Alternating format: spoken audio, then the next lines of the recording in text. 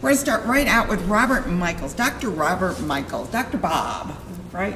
That's fine. That's a good fine. one. You Yep. like Dr. Bob. Okay, and this is the book you wrote, and it's called Civics and Science, love the title, and Contemporary Issues in a Civil Democracy. What made you write it? It was a catharsis for me. I was concerned about the news. I think a lot of people were.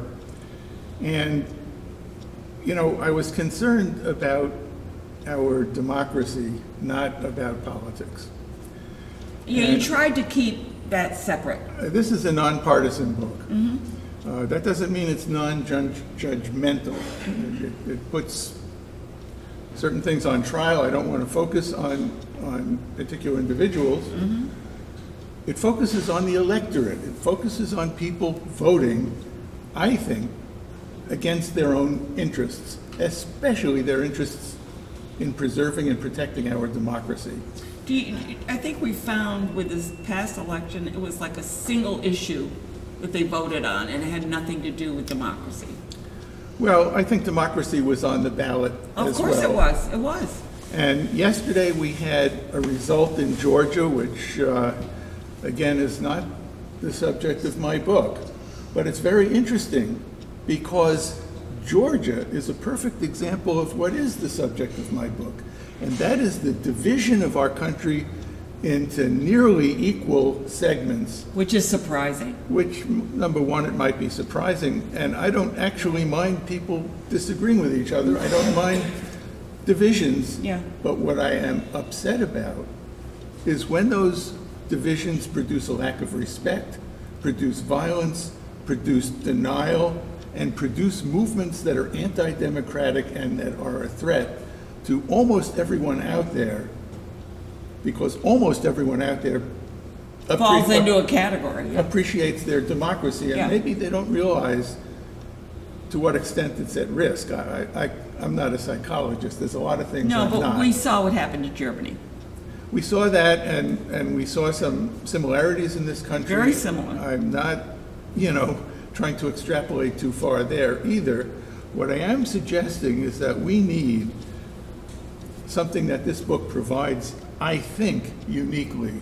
And the unique aspect of it is that when you look at the TV and you look at talking heads, and they're talking about politics and they're talking about democracy, they are not scientists and they are not talking about science. I think science has a lot to say Absolutely. about these issues. And that's the focus of this book. How do you educate people to recognize their interests and then pursue their interests without destroying the system in which they are enabled to do that? We're so fortunate to have a democracy where everyone has a voice. Yeah. The point is, one voice should not be louder than the other in the sense. And that's what we're kind of looking at right now, is that we've got some voices that are being bullies in a way. Well, of course, I don't like that either. And of course, when you talk about people speaking louder, it's often money speaks, and there's a lot of money speaking louder as well. Again, I can't even balance my own checkbook. So money and that sort of thing and psychology, are a little outside of my realm. Mm-hmm. What is in my realm is science. The science, okay. And what I think people... What's your background? Well, I have a doctorate in science and actually theoretical. So therefore you're well versed in writing a book on science. It's within my bailiwick. Yes. I'm not going to claim that I'm a political scientist. I'm not. But I am a scientist, and the observations that are out there where people deny reality and they're not committed to clear, objective thinking, evidence-based decision-making about what to believe, how to vote, how to pursue their interests. That is not happening, and it's a big risk, and you can't overcome that risk by teaching elementary school civics. We stopped teaching civics. We need to make up for it. It needs to be in the social media. It needs to be now. It needs to be directed to adults, and that's what this book does. I don't think there is an understanding of civics. No, I agree, absolutely. And years ago, there used to be a class called civics. Years ago is the key phrase. Not anymore. Don't even understand. They don't even understand the three parts of government. I mean, Yeah. there's so much.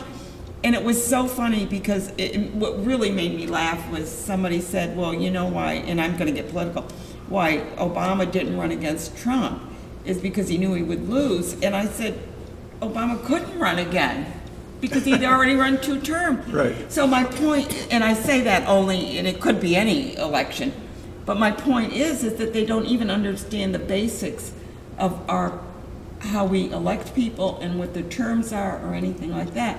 It's sort of like all of that is lost on people. I think one of the critical concepts, and this is something that science has something to say about, and I won't give you a science lecture, but what is critical is the idea that people don't always recognize their interests. They say, I'm not interested in that, and they're talking about intellectual interest. But if you're in the airport and you're not interested in the announcements intellectually, there is still an intrinsic interest you have. You might miss your plane. Exactly. In this context, you might miss your democracy.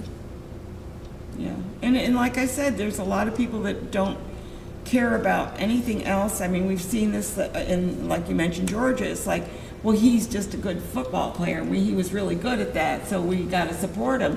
But the fact is that you got to have more than just one issue. What are the policies? How would they execute the policies? I mean, there has to be some background other than just a kind of we live in a world of bytes. Yeah, right. Whether it's on your phone or whether it's texting or TV or whatever it is, it's that one little byte that you get. Our democracy is more than a byte. Well, that election was within about 2 points. And it could have gone either way. It doesn't really, I mean, it matters to me, but it doesn't really matter to the subject of my book. The fact is that state is divided. The fact is our country is divided. And the question is, why is it divided? If it's divided because people are making good decisions for their own interests, they're honest, they have their own facts, they have their own opinions, but not their own fact set, fine. Just don't deny the election result, except as colleagues, your people who don't agree with you. That's fine. But if people are divided like that because they are accepting patently absurd premises from demagogues or from people who lack credibility, this is a book that describes how you identify. This should be a textbook. This should be a textbook. Well, it's actually mentioned in there that it should be a textbook.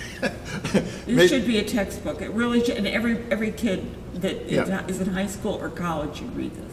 Well, I think it's definitely so, but we don't have that luxury of time anymore. Mm-hmm. We need to get out in social media. We need to have spokespeople in barbershops. We need them in doctors' offices. We need them everywhere to speak to people in synagogues and churches. We need them in places. And on Capital Region Today. And on Capital Region Today. That was a good idea, Ann. And we need those spokespeople to start working on adults to get their act together with respect to objectivity. You know, part of mental health, this is something I've been taught when I was a kid, actually. Part of mental health is objectivity.